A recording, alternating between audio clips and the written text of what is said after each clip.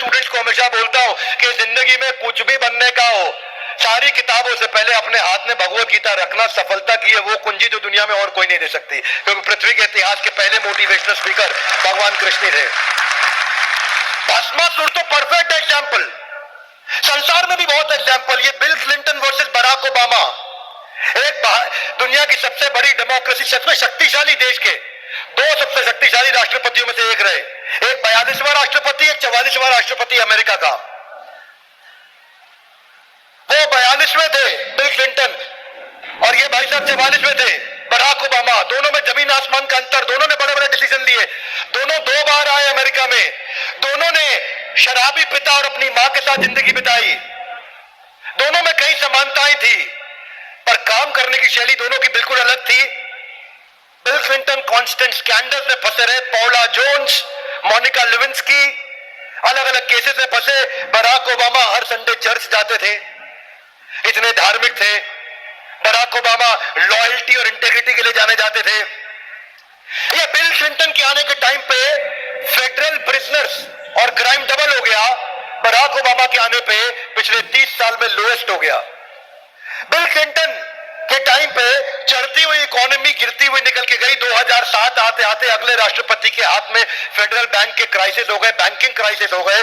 और जब Barack Obama के हाथ में आया, 25 मिलियन नई जॉब क्रिएट करी, 30 साल में सबसे ज्यादा सफल राष्ट्रपति बने। ये फ्लैम्बॉयंस के लिए जाने जाते थे, वो इंटेग्रिटी के लिए जाने जाते थे। ये अपनी गलतियों के कारण और अपने आप को हीरो दिखाने के लिए जाने जाते थे। ये भारत, ये अमेरिका देश को हीरो बनाने के लिए जाने जाते थे। यही अंतर मुगल और मौर्य साम्राज्य में भी था। मुगल साम्राज्य की खास बात क्या थी कि ये कब किसको मार दे, अपने भाई को, अपने पिता को मालूम नहीं। ये कब किसके साथ संबंध बना ले, शारीरिक, अपनी मां, अपनी बहन और प्रजा में किसी के साथ पता नहीं। मुगल साम्राज्य के अंदर कितने ऐसे केस निकल के आए जहां अपने ही बेटे को, अपने ही भाई को, अपने ही पिता को मरवा दिया गया। पर मौर्य डायनेस्टी चाणक्य पंडित की गाइडेंस में शुरू हुई थी। वहां पे इंद्रिय तृप्ति को हटा करके इंद्रियों को समाज की सेवा में लगाने के लिए बताया गया था। चाणक्य पंडित ने जहां गाइडेंस दिया वहां गेम चेंजर था। मौर्य डायनेस्टी ऐसी थी कि राम राज्य के बाद ये दूसरा ऐसा राज्य आया पूरे भारत के इतिहास में जहां प्रजा हमेशा सुखी रही है। राम राज्य के बाद ये दूसरा ऐसा राज्य आया जहां सबसे बड़ी सेना पिछले 2500 साल में आज तक कभी हुई है। राम राज्य के बाद ये दूसरा ऐसा राज्य आया जहां पे एडमिनिस्ट्रेशन और ऑपरेशन सबसे अच्छे रहे। पहली बार ब्यूरोक्रेसी इंट्रोड्यूस करी गई, पहली बार मिनिस्ट्रीज बनाई गई, पहली बार सेंट्रल टैक्स सिस्टम बनाया गया। राम राज्य के बाद ये दूसरी बार ऐसा हुआ था जब लोग बहुत खुश और प्रोग्रेस और इकोनॉमिक प्रॉस्पेरिटी कंटिन्यूसली बढ़ रही थी, क्योंकि यहाँ गाइडेंस चाणक्य पंडित की थी। मुगल साम्राज्य में भोग ऐश्वर्य, और यहां पे क्या है, समाधो, वहां न विधीयते, यहां परमानेंट समाधि थी। फर्क क्या है दोनों में डायनेस्टी में? जब अकबर ने बैटल ऑफ पानीपत खत्म किया तो जितने सर काटे, उन सर काट के उन सारे सरों को जोड़ करके एक मीनार बना दिया और सेलिब्रेट किया कि मैंने बैटल ऑफ पानीपत में इतने सर काटे, इतना बड़ा किला, इतनी बड़ी मीनार खड़ी कर दी।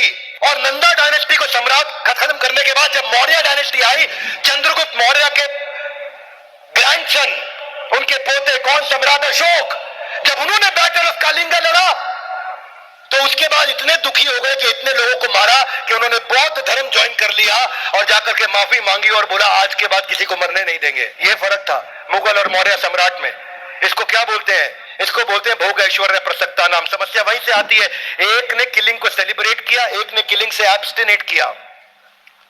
ये जब जब ऐसा होगा, देवराज इंद्र भी भटक सकते हैं। तो मेरी और आपकी क्या मिसाल है भैया? मैं आपको यह कहना चाहता हूं कि जब अर्जुन ये कह रहे हैं कि मैं पूरे चक्रवर्ती तूफान को कंट्रोल कर सकता हूं पर मन को कंट्रोल नहीं कर सकता, चंचलम ही मना कृष्णा, इंद्र वैसे ही कितने भोग विलास में डूबे हुए आसपास कहीं अप्सराएं, पर मन नहीं भरता। पृथ्वी पे घूमते घूमते आ गए और आकाश से देख रहे कि अरे एक जंगल के अंदर बड़ी सुंदर स्त्री घूम रही है। बोले ये कौन है? तो पता चला ये गौतम ऋषि की पत्नी अहिल्या है। इंद्र से कंट्रोल नहीं हुआ। इंद्र ने देखा गौतम ऋषि क्या करते हैं, पहले पूरी रेकी करी। पता चला गौतम ऋषि रोज सवेरे, इतने बड़े तपस्वी हैं, सुबह भोर से पहले उठ करके अपने नित्य कर्म करने के लिए नदी के पास जाते हैं। नया आवरण बनाया इंद्र ने और आवरण बना के खुद को गौतम ऋषि बना लिया। जैसे ही पति गौतम ऋषि निकले नित्य कर्म के लिए नदी के करना, शौच क्रिया करना, स्नान करना। ये वो अप्सरा बला की खूबसूरत सौंदर्य की देवी वो अहिल्या के पास चले गए और खुद गौतम ऋषि बन के चले गए और उसके साथ जाकर के संभोग करने का प्रयास किया। उधर गौतम ऋषि को कहीं ना कहीं महसूस हो गया कि पीछे कुछ गड़बड़ हुई है, मेरे साथ छल हो रहा है। गौतम ऋषि जब अपनी कुटिया में वापस लौटे तो उन्होंने इंद्र को उनके साथ सोता हुआ अपनी धर्मपत्नी के साथ देखा। ऋषि थे और वो वहां पे उन्होंने उस क्रोध को सेवा के लिए जागृत किया, अपनी पत्नी को श्राप दिया, वो पत्थर बन गई। उनको श्राप इसलिए दिया क्योंकि आगे चल के भगवान राम ने उनको आशीर्वाद दे करके हाथ से छू करके पत्थर से वापस अहिल्या बनाना था। लेकिन जब इंद्र को उन्होंने श्राप दिया तो उनको बोला तुम्हारे शरीर पे हजारों स्त्री की योनियां बन जाएंगी, जो जिसकी तुम भोग विलास की इच्छा करते हो, तुम्हें इतनी योनियां देता हूं। पूरे शरीर पे योनियां बन गई उनके। उन्होंने माफी मांगी, जब बहुत क्षमा मांगी तो उनको आंखों में परिवर्तित कर दिया। इंद्र के शरीर पे हजारों आंखें। ये क्यों इंद्र जैसे इंटेलिजेंट व्यक्ति से भी हो जाता है और ये हमसे, मुझसे, आपसे, किसी से हो सकता है? भोग ऐश्वर्य प्रसक्ता नाम तया भृत चेतसाम समाधो ना विधीयते। ऐसा आदमी समाधो मतलब हाथ आगे लाइए, कम ऑन, एक ये जो समाधि हमने पिछले श्लोक में समझी थी, एक आज उसी श्लोक का, क्योंकि भगवत गीता जो है वो कंटिन्यूएशन में एक के बाद एक चर्चा चल रही है, तो वो रिलेशन है पिछले वाले का इससे। और आप यही देखते हैं कि आज हम गोवर्धन पर्वत के साथ में परिक्रमा मार्ग के नजदीक बैठे हैं।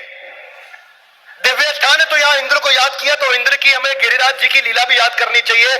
जब छोटे भगवान कृष्ण उन्होंने मना किया कि भाई इंद्र के पीछे मत भागो, गोवर्धन की पूजा करो, तो इंद्र को गुस्सा आ गया। इंद्र ने बोला कौन है ये बालक, बचाएगा तुम्हें गोवर्धन? बचा लेते हैं।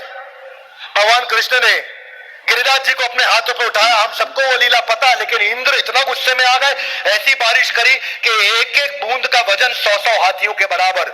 इतनी बारिश करी कि इंद्र थक गए, पर भगवान नीचे मुस्कुराते रहे। तब इंद्र को समझ में आया, अरे गड़बड़ हो गया। भोग ऐश्वर्य से सबसे बड़ा रिजल्ट ये है कि एक आदमी जिसकी कोई, एक समझो सरपंच है, वो भी अगर भोग ऐश्वर्य में पड़ जाता है तो प्रधानमंत्री के खिलाफ इलेक्शन में लड़ने की बात करने लगता है, भाई संभाल लेगा। इंद्र के साथ ऐसा ही हुआ। ऐसा नहीं होता कई बार लड़के लड़के आपस में ड्रिंक, भाई आज भाई गाड़ी चलाएगा, वैसा ही हो गया उनके साथ में। ये इंद्र कौन है भगवान के सामने, लेकिन भगवान से लड़ने पहुंच गया। हाथ आगे लाए, क्यों? भोग ऐश्वर्य प्रसक्ता नाम। The problem with भोग ऐश्वर्य is that you immediately get distracted and illusion to this extent. इतना distract illusion हो जाएगा कि समझ में नहीं आएगा मैं लड़ किससे रहा हूं। आप समझोगे मैं लड़ किससे रहा हूं, और उसी चक्कर में व्यक्ति फंस जाता है। हुमायूं इतना भोग ऐश्वर्य में रहता था, इतना भोग ऐश्वर्य में रहता था कि मुगल डायनेस्टी में सबसे ज्यादा पॉपुलर था हुमायूं। उनके पिता बाबर फिर भी स्ट्रांग थे। उनकी मृत्यु के बाद जब हुमायूं आया तो परमानेंट मजा कर रहा था, आनंद ले रहा था। बहुत बड़ी सेना थी, 40,000 की सेना। हुआ शेरशाह सूरी आए, उनकी 15,000 की सेना।